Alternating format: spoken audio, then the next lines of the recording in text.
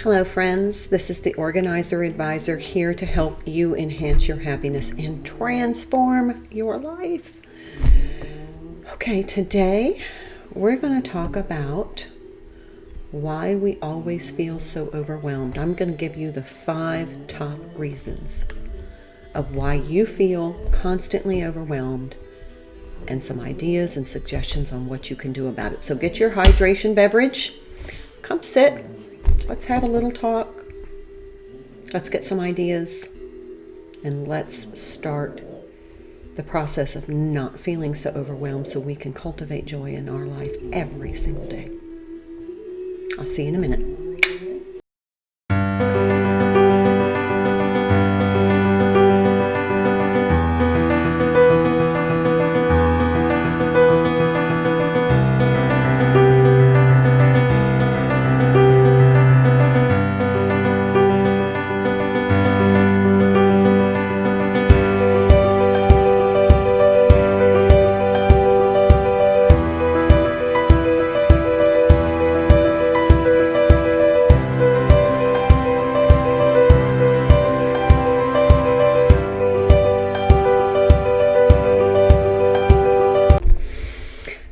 Well,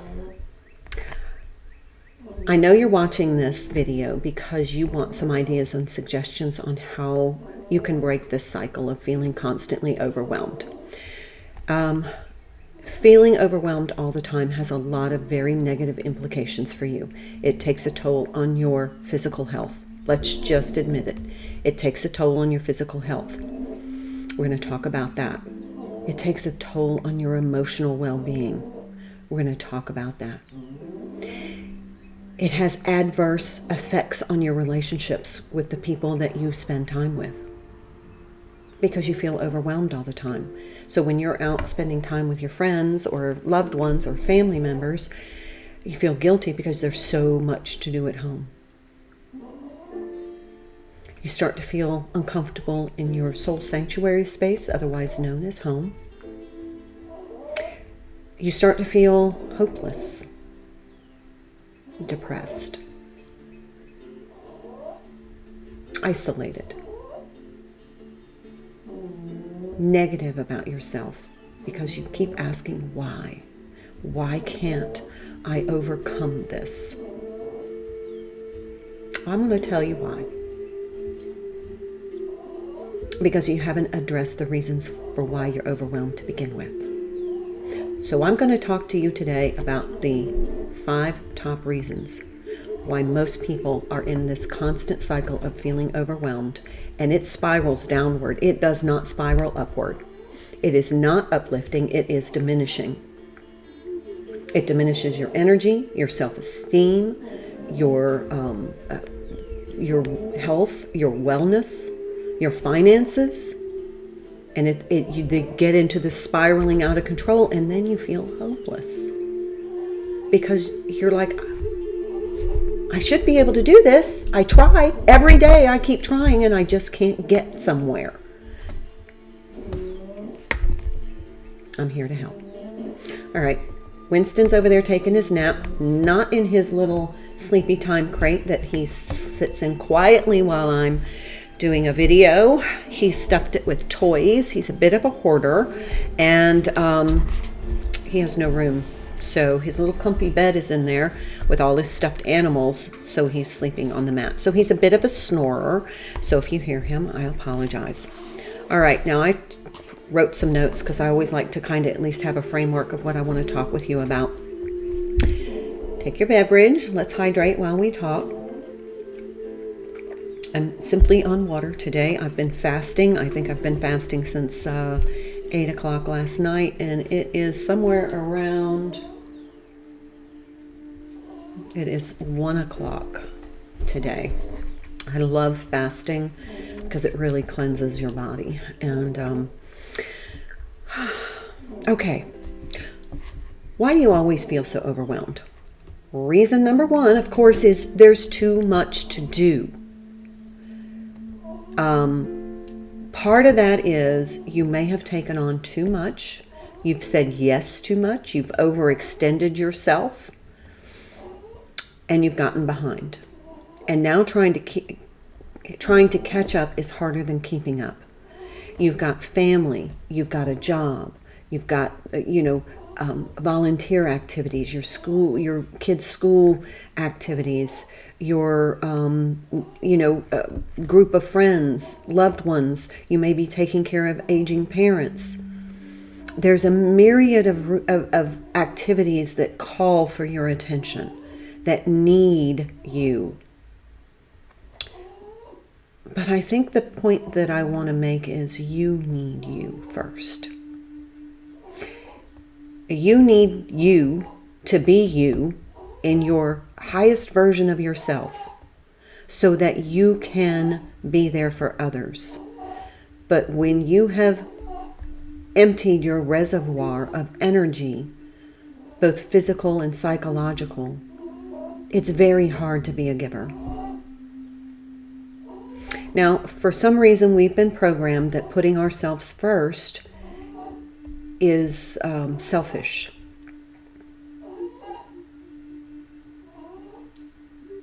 Taking care of yourself makes you feel guilty because you should be taking care of everybody else first. And for some reason, that became a predominant framework, primarily for women, but not all women, not just women. But we somehow got trapped. Well, we're going to take our power back. First of all, when you take care of yourself, when you take care of your physical being, that means eating well, exercising, taking care of doing your health and beauty routines, making sure that you get plenty of rest, you stay hydrated, you take vitamins and minerals if you need them. That's going to make you feel better, have more energy, and be able to assist others in a more productive and healthy way than if you're running yourself ragged, you're constantly overstressed and overworked and overtired. But somehow or another, our programming says, if you take care of yourself first, you should feel guilty about yourself. It's shameful. Like hell it is. Your self-care needs to be a priority because from that self-care, you can then give to others. So let's eliminate that and eradicate that thinking right now. Taking time for your mani-pedi and your hair conditioning and exercising and meditating and getting a good night's rest. These are all things that are your responsibility and are requirements for feeling good about your life, for being available emotionally for your family, to be able to have time in your schedule to extend help to someone else, to be a role model for your children. Taking care of their physical bodies is so important for their overall well-being. But if they don't see you do it, they're not gonna. Because you're programming them through your actions to self-sacrifice. Self-sacrificing is not empowering. Okay? So, you can have a moratorium on saying yes. And listen, people understand when you say, I can't do that right now. I need to have some time to kind of reformat my life. That's all you have to say. I can't do that right now. I need some time to reformat my life. Practice with me. I can't do that right now because I need some time to reformat my life. It's not personal. It's not an indictment. It's a simple fact that you're going to take some time to reformat your life so that later on you can be more helpful. That's it. Okay, so learn the art of saying no and don't feel guilty if you have to say no because you have to say no. You have to start saying, right now I need to reformat my life because the more you pile on, the quicker it's going to spiral in a diminishing kind of way. And that's not going to make you happy. I'm here to empower you and enhance your happiness. Okay? Now, time management. When there is no framework for how you're going to manage your time, both outside your home, inside your home, with people, with your items, with your pets. If you don't have a framework for that, you are constantly spinning in some sort of mindless Ferris wheel that just keeps you imbalanced. You feel constantly like you're spinning, and you're like, okay, I'll get to that. Okay, I'll get to that. Okay, I'll get to that. Okay, I'll get to that. And then pretty soon you're exhausted. Your day has expired, and you're like, I didn't get nearly the things that I needed to get done. And so then you go to bed stressed, saying, how am I going to do that plus everything else tomorrow? And then you dread waking up. You're lacking a framework, and I can help. Number 3, this kind of dovetails into that, a home management framework. Are you spending every single day, coming home trying to just catch up, and then on weekends all you do is clean and work and clean and work and clean and work to catch up? Doesn't have to be that way. It really doesn't. And I can tell you I'm living proof of that, because that's the cycle I suffered under for a very long time. And I finally said, this isn't living. There's no happiness here. There were moments of joy, but I couldn't enjoy them because I was exhausted. I felt like I was killing myself, slowly torturing myself to death.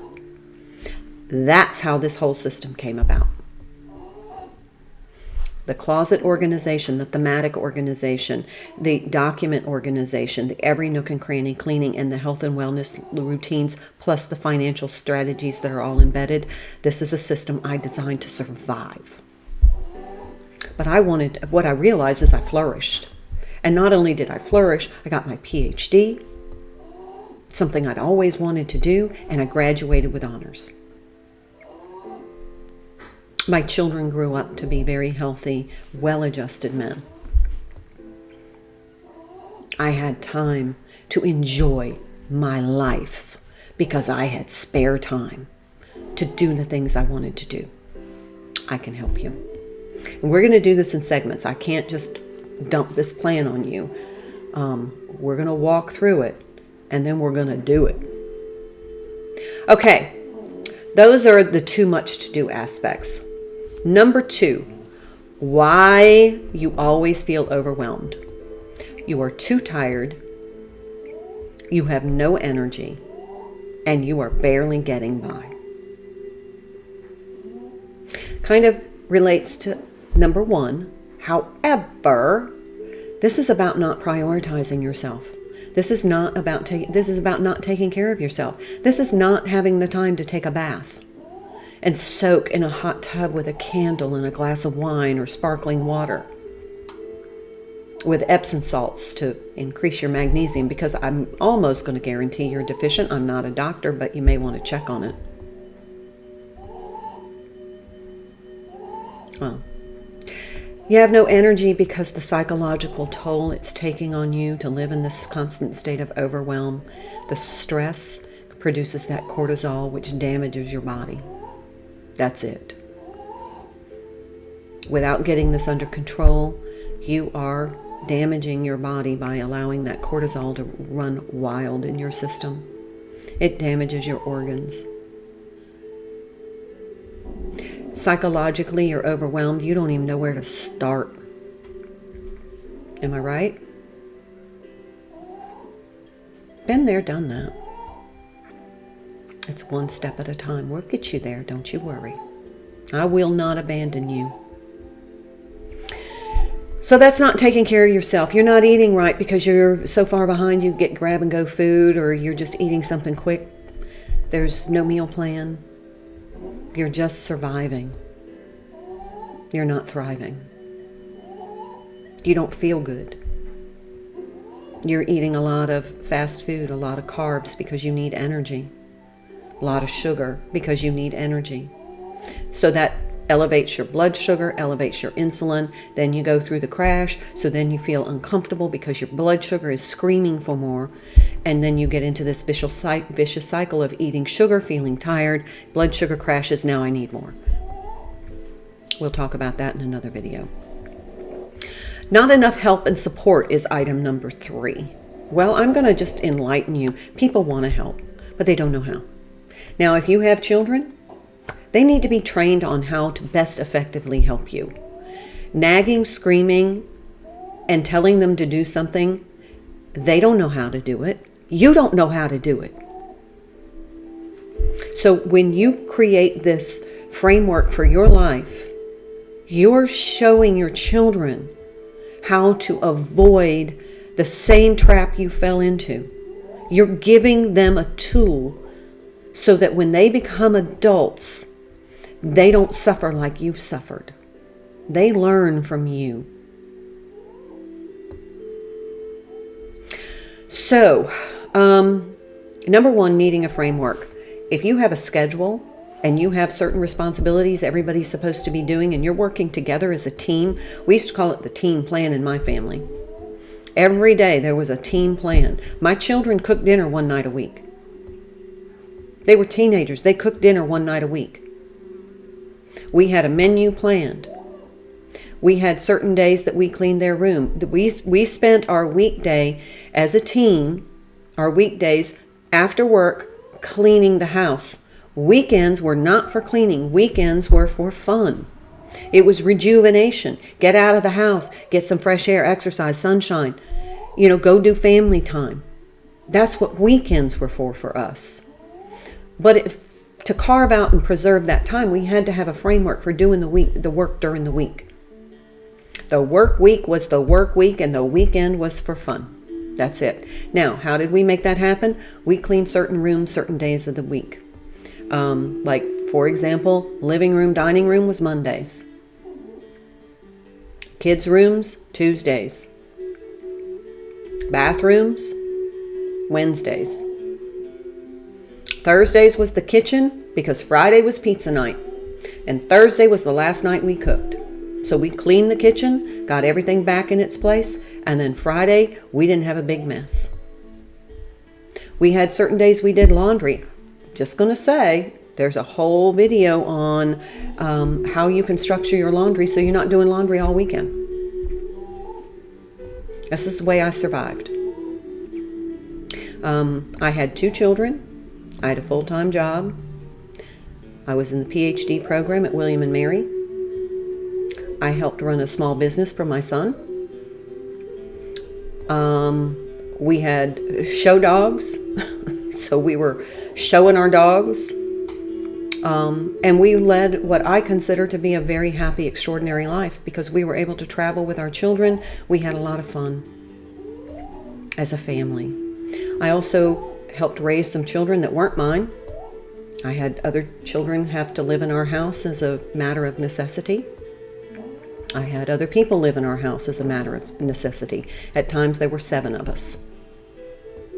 But this plan worked. And if it worked for me, it's going to work for you. Okay. When you teach your children, everybody in your family is part of this family team. Everybody. And everybody can do something. So when they don't do it, there's a natural consequence. And I'm just going to give a quick example. One time, my children were young. They were probably 8 and 5. And we got finished dinner. And when I went in to start the dishes, my children forgot to clear their plates. So the next night I made spaghetti. They came to the table. I took the scoop of spaghetti and flew it right down on the table. My son said, "Are you crazy?" And I said, "Nope, you don't clear a plate, you don't get a plate." There are natural consequences to not doing. But you need help. And your children need to learn how to do this. Your partner needs to learn how to do this because they need to learn how to support you when you're not available. Let's say you have a family emergency that you're going to be out of town. There's no reason that they can't maintain this framework. But they have to know how to do it. Okay? My husband will say, "It's Sunday, it's time to change the sheets, isn't it?" Yep. Clean sheet Sunday. Now we've kind of gotten into that routine. If I'm too busy to do it, guess who steps in to do it? Because he knows the framework. Okay. Number 4, you have too much stuff. We have been programmed to be consumers. We purchase as a form of entertainment.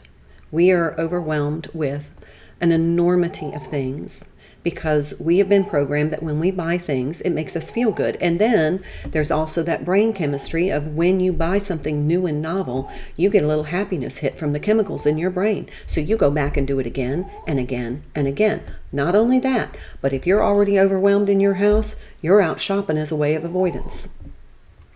That's not good for your budget. It's not good for your sanity. It's overwhelming. Then you get overwhelmed with clutter. Because you're not able to use all of the stuff that you have.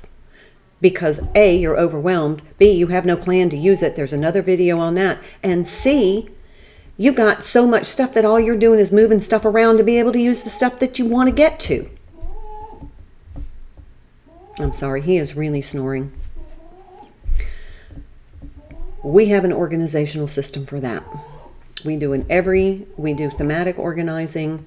We do every nook and cranny cleaning where we go room by room, one wall at a time so we don't get overwhelmed, called the Compass Rose strategy, and we clean and organize. And we end up with a totally clean and organized home. And we walk through it one day at a time, one step at a time, but we get it done. There's lots of videos on the YouTube channel. You can go down the Facebook page. It's all there. Everything's archived, step by step. Plus, we still take care of ourselves because we exercise, we eat right. We have a menu that we plan on Sundays. We do our daily health and beauty routines. We're taking care of ourselves, but we're still getting things done. It's not either or. It's and we're getting things done. Okay? Lastly, and this isn't comprehensive, this isn't everything, this is just the things that I normally see and that I've experienced myself. No vision on how you want your life to look.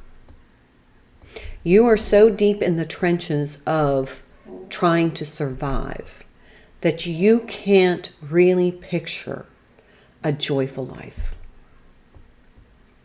So if I were to assign you any kind of homework, it would be take some time, grab a journal, notebook, and just use one of these little inexpensive things. It was like $3.99.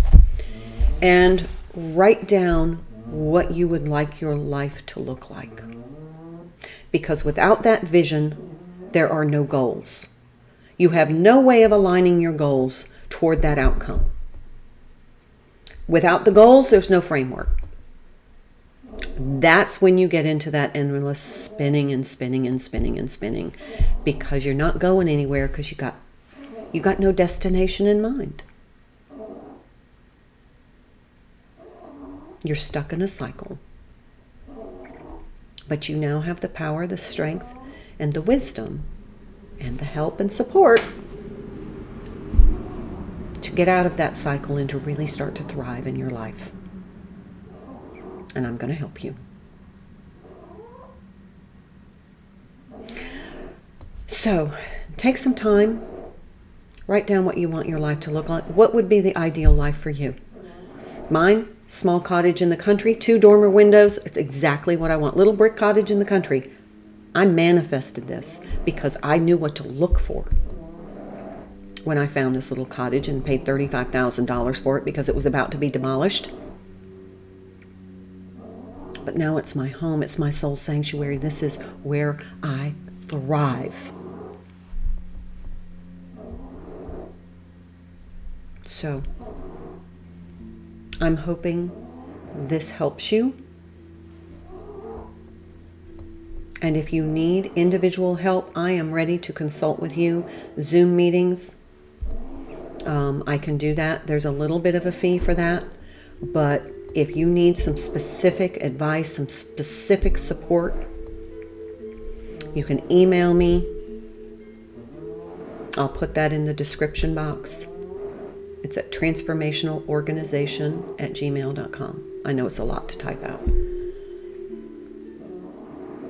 But I can Zoom call, we can have a chat, and I can help focus you in the right direction.